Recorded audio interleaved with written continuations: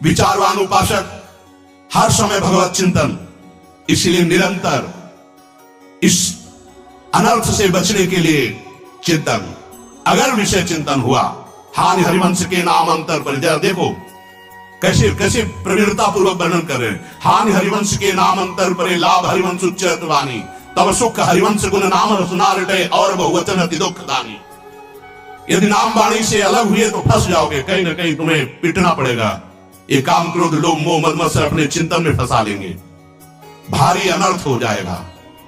इसी को मोह कहते हैं, इसी को अज्ञान कहते हैं, यही अहंकार का बंधन है। इसलिए उपासक अपने क्लेश की निवृत्ति के लिए निरंतर भगवत चिंतन कर विषय चिंतन होने ही ना पावे, प्रमाद होने ही ना पावे।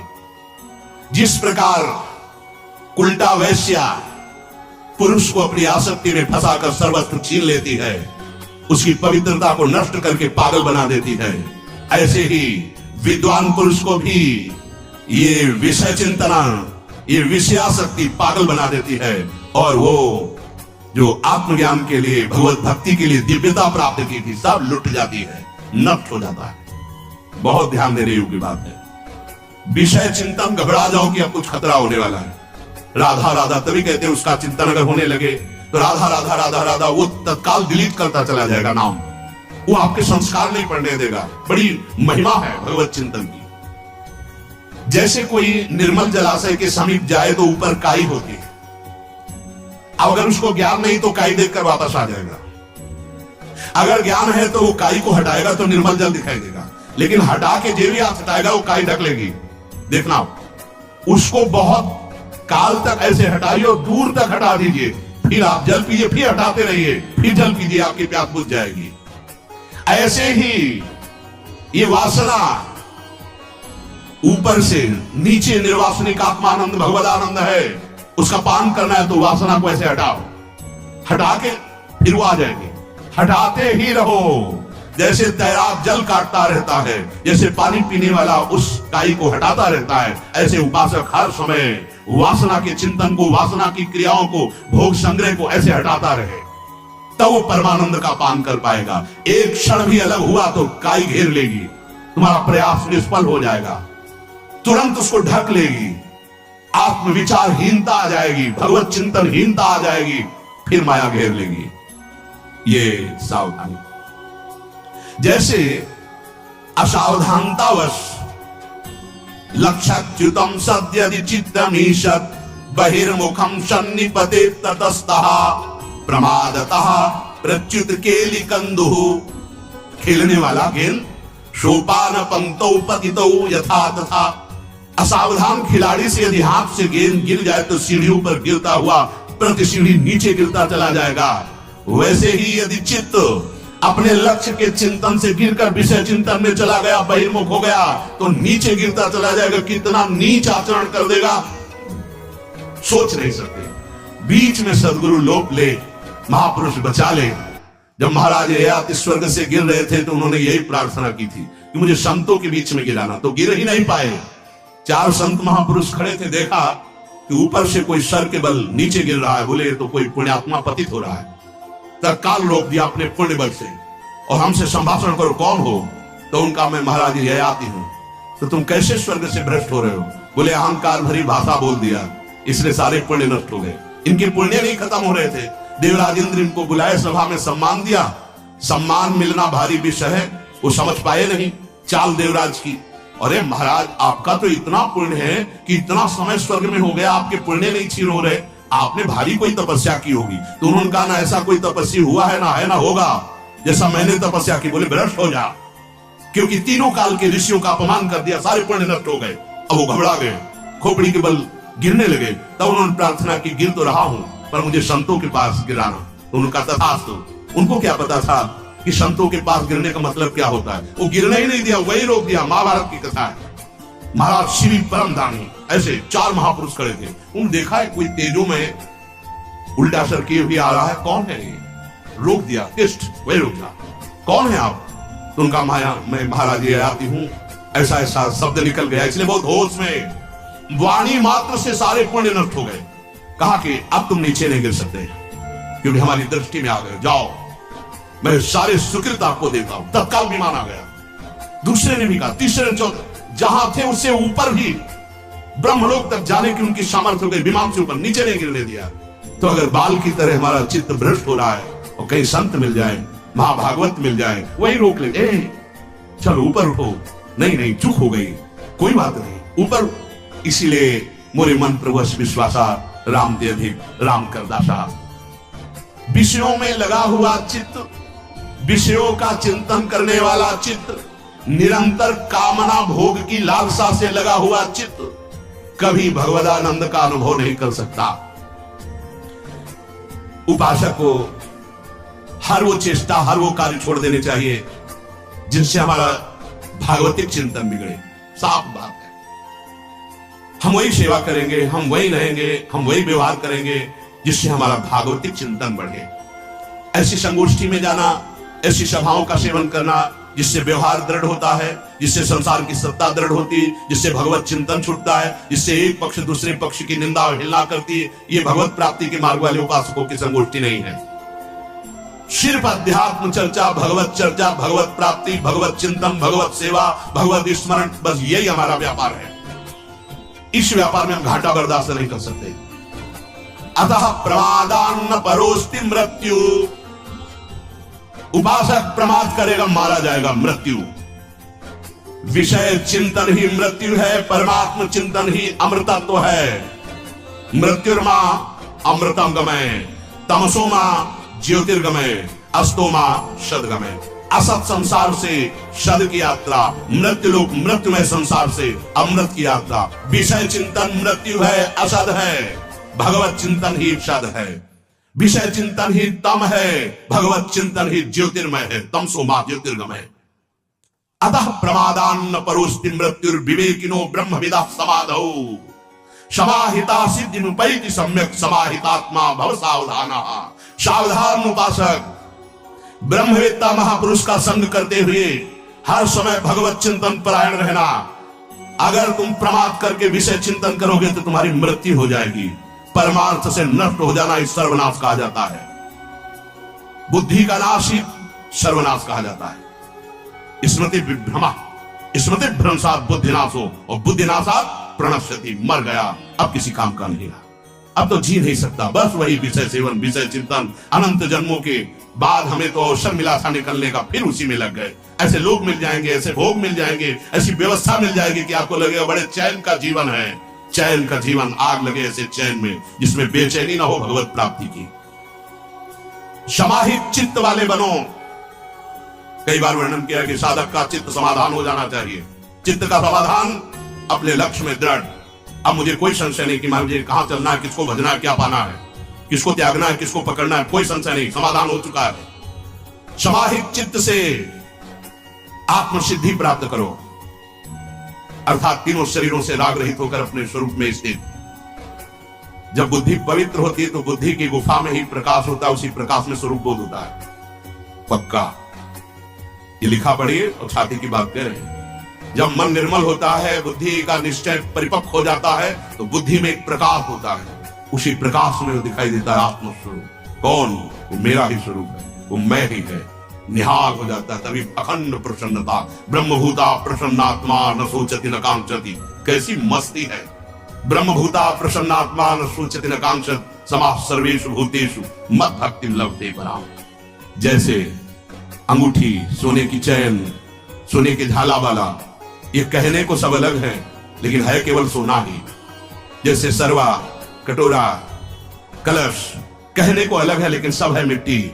ऐसे ही कहने को स्त्री पुरुष जड़ चैतन्य अलग है, सब ब्रह्म ही है, सब भगवान ही। वासुदेवा सर्वमिति। कोई प्रश्न नहीं, कोई अन्य चिंतन नहीं, कोई चाह नहीं, तो चित्त का समाधान हो गया। ये इसी स्थिति के लिए सत्संग हो रहा है, इसी स्थिति के लिए तुम्हें अवसर मिला है। ये भोग तो पशु पक्षी भी भोग रहे हैं। एक जन्म प्रभु को दे दो जिससे महान बन जाओगे, जिससे सुखी हो जाओगे, जिससे तृप्त हो जाओगे। ऐसी तृप्ति न सोचति न कांक्षति, न कोई सोच रह गई, न कोई चाह रह गई। इसलिए ये शरीरों का राग मिटाना ही हमारी साधना है, और ये बहुत कठिन हो रहा है क्योंकि अंतःकरण मलिन है। इसलिए भगवत स्वरूप गुरुदेव का आश्रय लेकर निरंतर गुरु प्रदत्त नाम मंत्र को जपिए, फिर अपने आप खुद अपने आप से अपने आप का अनुभव कर लेंगे। लेकिन इस जीवन को मनोरंजन में मत काटिए। ये जो आपने संसार के मनोरंजन को सुख मान रखा है, केवल समय नष्ट किया जा रहा है, क्योंकि तुम दिव्य हो और दिव्यानुभूति तुम्हारी ना हो पावे, इसीलिए माया तुम्हें मनोरंजन में फंसाए है। सावधान, जागिए, उठिए। जैसे अर्जुन से कह रहे थे, उत्तिष्ठ परंतप, चढ़ा गांडीव पर प्रत्यंचा और मार अधर्मियों को। ऐसे खड़े हो जाओ कमर कस के और गुरु प्रताप का स्मरण करके मार काम क्रोध लोभ मोह मद मत्सर को, और इन पर विजय प्राप्त करके स्वराज्य सिंहासन अपने स्वरूप में स्थित हो जा। अपने भाव देव को प्राप्त कर अपने आराध्य देव के समीप पहुंच जा। यही जीवन का लाभ नहीं। बार बार जन्म मरण, बार बार दुख सुख के थपेड़े कब तक सहेंगे? कोई उपाय नहीं। सच्ची मांगे। जिनके पास बहुत धन ऐश्वर्य वैभव पद है, वो अशुभ प्रवाह करके रोते हुए अपनी बात कहते हैं, तो आप उसी की चाह में जीवन नष्ट कर रहे, जो उनको प्राप्त होने के बाद भी घोर अशांति और चिंता है। एकमात्र तुम्हें निश्चिंत करने वाला, परम शांति प्रदान करने वाला मार्ग अध्यात्म है। भगवान की प्राप्ति के बिना तुम्हें कहीं भी शांति नहीं मिल सकती।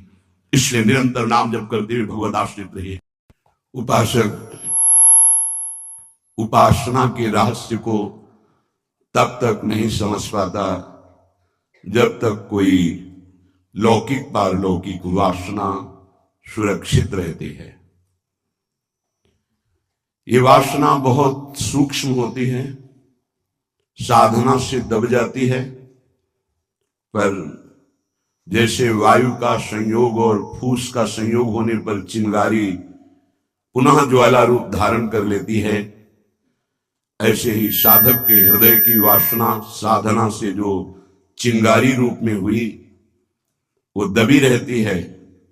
अगर उसे पुनः संयोग और अनुकूलता मिल जाए तो पूरे हृदय में वासना की ज्वाला जग उठती है। उपासक तब तक सावधान रहे जब तक भगवत साक्षात्कार ना हो जाए। भगवत साक्षात्कार होने के बाद कोई भी संग इतनी सामर्थ्य नहीं रखता कि उपासक के हृदय में वासना की स्फुरणा ही पैदा कर सके। नहीं, स्वात्मा रामम विषय मृग तृष्णाम भ्रमयति। जैसे जगा हुआ पुरुष को स्वप्न के पदार्थ नहीं खींच सकते, ऐसे हुए हृदय में ज्ञान का प्रकाश फिर पुनः ये माया अंधकार से घसीट नहीं सकता। इसलिए उपासक कभी मनोरंजन में ना फंसे। मन जल रहा है, कैसे इसको आनंदित करे, ये उपाय कहीं जागतिक ना कर बैठे, नहीं तो धोखा हो जाएगा। जब मन उदास हो तो इसे प्रियालाल की लीला चरित्रों में, महापुरुषों के चरित्रों में, महापुरुषों के वचनों में इसको लगावें। इसकी उदासी प्रभु के चिंतन से दूर करें, ना कि विषय भोगों से। अगर कहीं किसी माया रचित वस्तु व्यक्ति स्थान के संयोग से तुम्हारी उदासी नष्ट हो रही, तो परिणाम में उपासना भी नष्ट हो रही है। ध्यान देना इस विषय पर। चाहे वो रसेंद्री का विषय हो, जनेन्द्री का हो, नेत्रेंद्री का, घ्राणेन्द्री का, त्वगेन्द्री का, शब्द स्पर्श रूप रसगंध यदि ये प्रियालाल से विलक करके भोगे जाएं तो उपासना को ढक देते हैं। पश्चाताप पैदा होता है, हृदय ग्लानि से भर जाता है, जो सहज आनंद है वो ढक जाता है। इसे अच्छे से हृदय में बैठा लीजिए। जब मन निराश और उदास हो तो अध्यात्म के द्वारा इसको आनंदित करें। विषय भोगों में लगाकर आध्यात्मिक शक्ति छीन करके कभी कोई उदास मन को प्रसन्न नहीं कर पाया, न कर पाएगा, ना है किसी का। चाहे जितना वैभव एकत्रित कर ले लोक लोकांतर का, मन प्रसन्न नहीं हो सकता। मन प्रसन्न होता ही परमात्मा चिंतन से है। अगर भजन की खुराक मन को नहीं दी तो विषय खुराक में टूट पड़ेगा, वो तुम्हारे रोके नहीं रुकेगा। अगर इससे कोई रोक सकता है तो भजनानंदी, चाहे वो गृहस्थ हो या विरक्त हो, जितना आप भजन रूपी धन एकत्रित करेंगे वो महाबल है, उसी से मन को रोका जाता है। भजन करते करते हृदय सरस होता और लीलाओं में सुख मिलने लगता है। प्रभु की रसमयी लीलाएं हैं। वृंदावन में महामाधुर्य रस बरस रहा है, जो सब रसों का भजन का सार है। नित्य विहार रस, नित्य विहार भजन। श्रीपाद प्रबोधानंद जी महाराज वर्णन करते हैं, वृंदारण्ये स्वकर रचिताश्चर्य शतपुष्प वाट्याम नाना पुष्पाद्भुत रचित षण्मंडले सत्पथेनो स्वास्तीर्णाम्भोरुह मृदुदले नाविशय्यासुराधाम क्रीडन् कृष्णोऽवतु स भवतु जुष्टवर्तमोपहारम। आहा, ये बड़ा आश्चर्यमय शब्द है। आज वृंदावन ने अपने हाथ से किसी ने रचना नहीं की, स्वयं बड़ी बड़ी लताओं में, वृक्षों में लताएं आलिंगित हो गई हैं और सुंदर महल की रचना कर दी। वृंदावन ने स्वकर रचित आश्चर्य में लता भवन का निर्माण स्वयं हो गया है। ये लताएं चिदानंदमयी हैं, ये जड़ लताएं नहीं हैं। जिस समय प्रियालाल की जैसी लीला होनी होती वैसा ये स्वरूप धारण कर लेती है। मानो वृंदावन ने अपने कर कमल से लता भवन का निर्माण किया हो। महाप्रभु हरिवंश चंद्र जी भी शयन के पद में वर्णन करते हैं।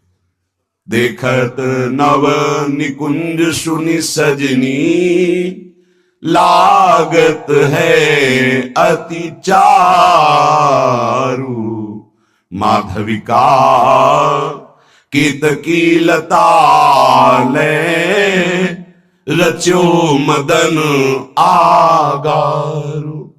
सजनी देखो आज कितना सुंदर वृंदावन ने इस लता भवन का निर्माण किया है। माधवी और केतकी लता ने स्वयं मिलकर बड़े बड़े वृक्षों का आलिंगन करते हुए लता महल की रचना कर दी, लता भवन की रचना कर दी। कितना सुंदर लग रहा है, मानो साक्षात काम का आगार हो, काम का ही भवन हो। काम अर्थात वृंदावन में महाप्रेम, मानो महाप्रेम रूपी लताओं ने ही भवन रूप धारण किया। श्रीपाद उसी को कह रहे, वृंदारण्य स्वकर रचित आश्चर्यम। बड़ा आश्चर्य है कि जहां जैसी झालर चाहिए, जहां जैसा कंगूरा चाहिए, जहां जैसा निर्माण चाहिए, लताओं ने स्वयं वो रूप धारण कर लिया है। और जहां जैसे पुष्प चाहिए बंधनवार की तरह, वैसे खिले हुए उन लताओं में पुष्पों के गुच्छे हैं। सतपुष्प वाट्याम, आश्चर्य में लता भवन का निर्माण वृंदावन ने किया। और सुंदर सुंदर पुष्पों की ऐसी रचना है मानो बंधनवारें बांधी गई हों, झालरें लटकाई गई हों। नाना पुष्पाद्भुत रचित सन मंडले सत्पथेन। जिस मार्ग से प्रिया प्रीतम पधार रहे हैं, आसपास की लताएं फूली हुई। अब प्रेम में, हृदय में भावना, उस भावना में ये वृंदावन प्रकाशित होता है। जिस पथ से प्रियालाल पधारेंगे, बड़ी सुंदर पुष्पों की गादी है, ऊपर से पुष्पों का पराग है, फिर सुंदर इत्र का छिड़काव है, आसपास से झूम झूम कर लताएं भूमि को स्पर्श करती हुई इतनी सुंदर खिली हुई है कि प्रियालाल को देख करके ही आनंद उन्मत्तता होती है। लता भवन का निर्माण सुंदर सुंदर खिले हुए पुष्पों से सजाया गया है। किसने सजाया है? वृंदावन ने। वृंदारण्य स्वकर रचिता आश्चर्यम सत्पुष्प वाट्याम नाना पुष्पाद्भुत रचित सन्मंडले सत्पथेन। सुंदर मार्ग में और उस लता भवन में बड़ी ही पुष्पों की कारीगरी की गई। जगह जगह ऐसे चित्रों की रचना, ऐसी चौक पूरी गई है जिससे प्रियालाल को आनंद बढ़े।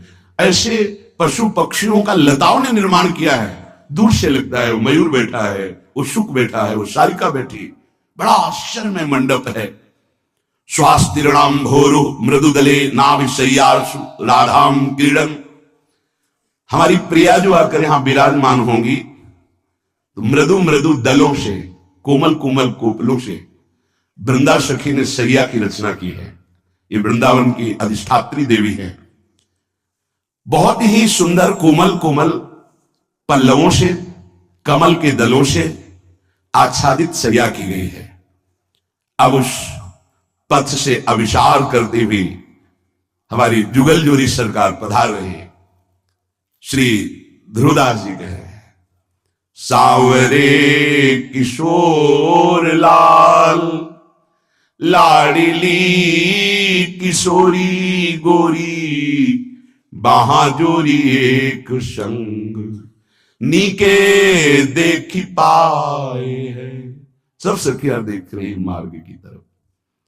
जो शतपथेन कोमल कोमल पुष्प दलों से गादी बिछाई गई है मार्ग में, सुंदर कोमल सुगंधित पराग, सुगंधित द्रव्य छिड़का गया है, उसके ऊपर अति सुकुमारी लाडली पी किशोर सुकुमार धीरे धीरे लता भवन से निकलकर इस मंडप में पधार रहे। तो सब सखियों की दृष्टि लगी, देखा सांवरे किशोर लाल, लाडली किशोरी गोरी, बाहाजोरी एक संग, नीके देखी पाए हैं। सब सखियां पधार रहे हैं। नवीन जलधर की सी अंग कांति करोड़ों कामों को मूर्छित कर देने वाली, जिनकी मुस्कान, जिनका लावण्य, ऐसे लालजू सी लाडलीजू के गले में गलवहियां दिए हैं। और अनंत बिजलियों की सी गोरी कांति जिनकी सी अंग से प्रकट हो रही, ऐसी महासौंदर्य समुद्र जो लालजू के चित्त को चुराने वाली है, वो प्रिया जो लालजू को गलवहियां दिए हुए, युगल सरकार परस्पर गलवहियां दिए हुए आ रहे। ऐसी सांवरी गोरी जोड़ी है, ये सखियां एक संग निरख रही है। कंचन के कंजनी की कुंजनी में बैठे सखी, जो पहले से सुंदर सुंदर स्वर्णिम कमल दलों से सुंदर सुंदर नई नई कोपलें जो है उनसे सैया रची गई थी, युगल सरकार धीरे धीरे कदम बढ़ाते हुए आते हैं और उस लता मंडप में, लता मंदिर में उस शैया पर विराजमान होते हैं। एक एक क्षण की शोभा का सखी जन पान कर रहे, आते हुए गलवहियां दिए हुए। अब दोनों युगल सरकार शैया पे विराजमान हैं।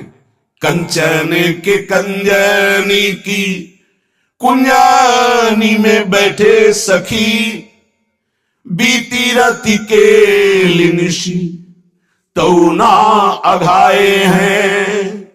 युगल सरकार बैठे, मिथुन हास परिहास परायण, पीक कपोल कमल पर झोरी, गौर श्याम भुज कलह मनोहर। अद्भुत महाप्रेम रस वार्ता होती है, हास परिहास हो रहा है। समस्त सहचरियां एक एक इंद्री से प्रियालाल का पान कर रही, नेत्रेंद्री से रूप का, श्रवणेंद्री से जो प्रिया प्रीतम परस्पर अमृतमयी वार्ता कर, एक एक अक्षर में प्रेमामृत बह रहा है। उनकी चितवन, उनकी मुस्कान, उनकी वाणी, उनका हास परिहास, ये सखियां पान कर रही। बिल्कुल उदाहरण तो त्रिभुवन में कोई है नहीं। अगर कहीं ये शोभा, ये हास परिहास, ये प्रेम के लिए थोड़ा सा नेत्रों में झलक जाए तो प्रेम समाधि लग जाए। आपका मन तो इतना मलिन है कि सांसारिक जब 3 घंटे हास परिहास विनोद नाटक नौटंकी की लीला होती है तो पैसा देकर तुम्हारा मन कहीं नहीं जाता, और 3 घंटे आप विषय प्रपंच की एकाग्रता में लीन रहते हैं, जिसे फिल्म कहते हैं। 3 घंटे 2.5 घंटे आप बैठे गर्व महसूस करते हैं, आनंद महसूस करते हैं। सोचो, वो नायक झूठा, वो नायिका झूठी, वो खेल झूठा, हास परिहास झूठा, और उसमें तुम आनंदित हो रहे हो।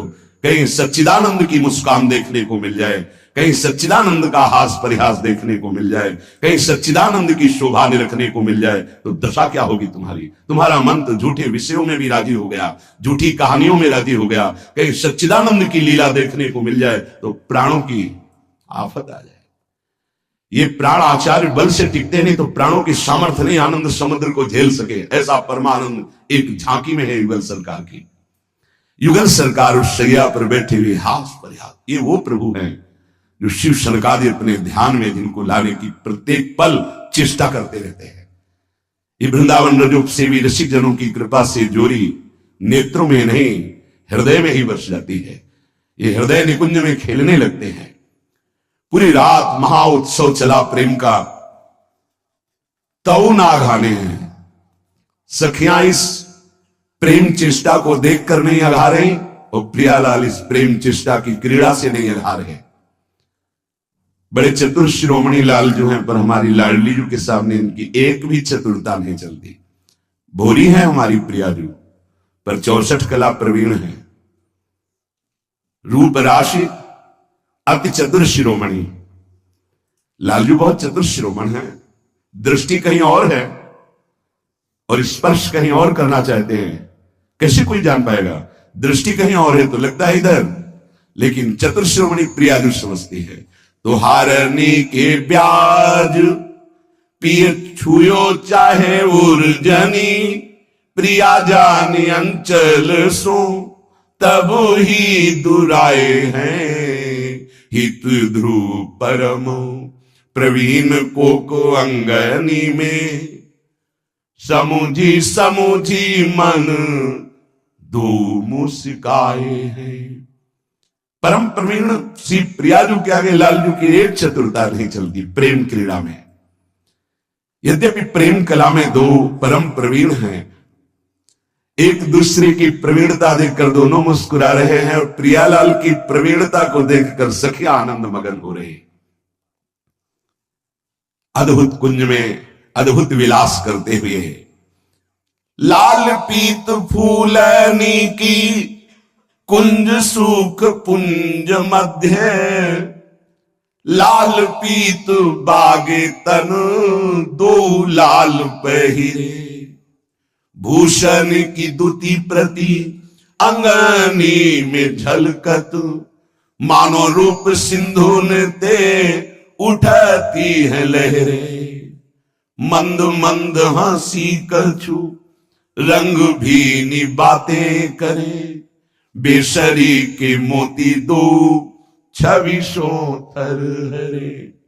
हित ध्रुव रीझ रीझी रहे रति रस भीजी, अंचल निसुदी भूली परे सुख गहरे। सुंदर सुंदर अरुण वर्ण के पीत वर्ण के फूलों की कुंज सजी हुई है। मध्य में अरुण वर्ण के पीत वर्ण के फूलों की शैया पर अरुण वर्ण के पीत वर्ण की पोशाक धारण किए हुए हमारे युगल सरकार विराजमान है। अद्भुत पोशाक, अद्भुत आभूषणों की कांति और अद्भुत अंगों की शोभा, मानो रूप समुद्र में अद्भुत शोभा की तरंगे उठ रही हो। ऐसे युगल सरकार मंद मंद मुस्कुराते हुए कुछ रंग भीनी बातें कर रहे हैं।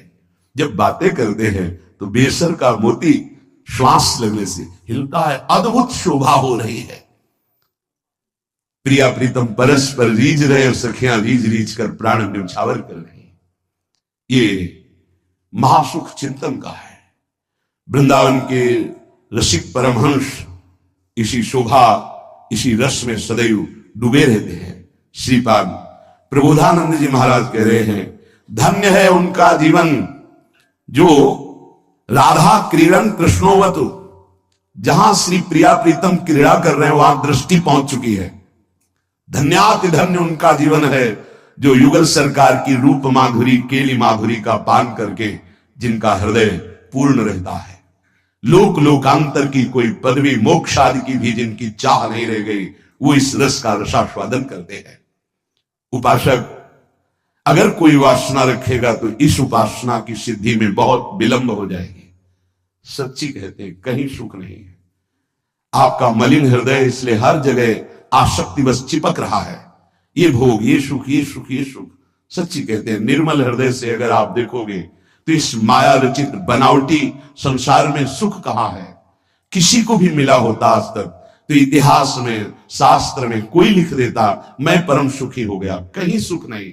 आप अपने जीवन को साक्षी करके देखिए, आप अपने हृदय के न्यायाधीश बनिए और बोलिए आज तक आपको किस भोग में सुख मिला। तत्कालिक आपकी तन्मयता के कारण आपको लगता है कि मैं भोग रहा हूं अमुक पदार्थ अमुक भोग, उसमें सुख है, लेकिन थोड़ी ही देर बाद फिर आप निर्णय कीजिए जो आपने भोगा वो क्या था। फिर और थोड़ी देर बाद तो आप देखेंगे नवीन तृष्णा पैदा हो गई पुनः भोगने की, कि अभी तो अनुभव नहीं हुआ, एक बार फिर देखता हूं। इसका मतलब वहां सुख नहीं है। इसलिए पूज्यपाद श्री उड़िया बाबा जी महाराज कहते हैं, अय उपासक, मन में यदि कोई वासना रखोगे तो तुम्हारा पुनर्जन्म निश्चित है। बहुत ध्यान से सुनिएगा, ये बड़े न्यायाधीश हैं, ये ब्रह्म प्राप्त भगवत प्राप्त महापुरुष जो बोलते हैं, यही प्रमाण माना जाता है। अगर आप महान पाप किए हैं और कोई महात्मा कहते जाओ कुछ नहीं, सब ठीक है, एक भी पाप का दंड आपको नहीं मिलेगा। सच्ची मानो ना, ये न्यायाधीश हैं, ये बड़े बड़े महापुरुष, इसीलिए इनसे जो लाभ मिलता है वो भगवान से भी बढ़कर लाभ कहा जाता है। क्योंकि भगवान में तो जब पूर्ण शरणागति होती तब हम तो हम सर्व पापेभ्यो मोक्षयिष्यामि मा शुचा, और पूर्ण शरणागति यही महापुरुष जन कराते हैं। एक एक शब्द पर कभी संशय मत करना। ये जीवन का वो सूत्र है जिनके आधार पर बाल्यावस्था से चला गया है। अय उपासक, अय साधक, मन में यदि कोई वासना रखोगे तो पुनर्जन्म तुम्हारा निश्चित हो गया है। होश में हो जाओ। वासना, ये भोग लूं, ये देख लूं, ये चाहत है, इसके सिवा हम नहीं कुछ पसंद करते, इसके बिना हम नहीं जी सकते, ये सब वासना। हिरण में ममता हो गई तो भगवान के पुत्र हैं, भगवान ऋषभ देव जी के पुत्र हैं, भरत जी महाराज, अगला जन्म हिरण का हुआ। स्त्री में आसक्ति हो गई पुरंजनी में, तो पुरंजन का अगला जन्म स्त्री का हुआ। अगर कोई भी वासना है आपका जन्म होगा, प्रमाण से कहते हैं बाबा। प्रार्थना करते हैं कोई वासना रहने ना पावे, नहीं तो अगला जन्म हो जाएगा, बड़ा निकृष्ट भी हो सकता है। हम एक बहुत बड़े महात्मा की बात बता रहे हैं, बाबा कह रहे हैं, जब हम राम घाट में रहते थे गंगा की, तो एक बड़े अच्छे महात्मा वहां थे। उन्होंने एक अपनी कुटिया बना रखी थी। एक दिन उनके कोई बड़े धनी मानी भगत आए और सोने की कई मुहरे चरणों में रखी, भेंट में रखी। उन्होंने सोच करके ले लिया कि संत भंडारा करेंगे, और गीता जी के एक बस्ते में बांध कर रख दिया। वस्त्र को आवेष्टित करके ग्रंथ को जब रखा जाता है तो उसे बस्ता कहते हैं। एक रस्सी होती और उसको जब ऐसे करके कई बार लपेटा, उसी में वो स्वर्ण की मुद्राएं रख दी, मोहरे। सोचा कि कभी समय आएगा तो हम भंडारा कर देंगे। कुछ संतों ने उनसे कहा चलो तीर्थ यात्रा करने बद्री नारायण चल रहे। चिंतन में आया कि वो मोहरे रखी, भंडारा करना था, पर संतों से कह नहीं पाए, और चले तो बद्री नारायण नहीं पहुंच पाए, रास्ते में ही प्राण निकल गए। प्राणों का क्या भरोसा, कौन सा कदम आखिरी होगा किसको पता, कौन सी श्वास आखिरी होगी किसको पता। इसलिए बहुत चतुर सुजान वो है कि कोई संकल्प नहीं रहने देते, नहीं रखना चाहिए। चतुर सुजान साधक कल हम ये करेंगे, नहीं नहीं, अगर श्री जी ने चाहा तो कल ऐसा हो जाएगा। शब्दों में बंधना, शब्दों में ही मुक्त होना, संकल्प में ही बंधना और संकल्प से ही मुक्त हो जाना, दोनों बातें हैं। कल मुझे अमुक जगह जरूर जाना है, तुरंत अंदर से हाँ श्री जी ने चाहा तो जरूर चले जाएंगे। वाणी से भले चूक हो जाए, अंदर से चूक नहीं होनी चाहिए। तत्काल आराध्य देव को बीच में लो, नहीं फंस जाओगे। एक बार भी आराध्य देव को बीच में नहीं लिया, रास्ते में प्राण निकल गए। चिंतन चल रहा था कि लौट के आएंगे तो स्वर्ण मुद्राएं जो रखी उनको बेच करके फिर भंडारा करें। सद इच्छा भी नहीं रखनी,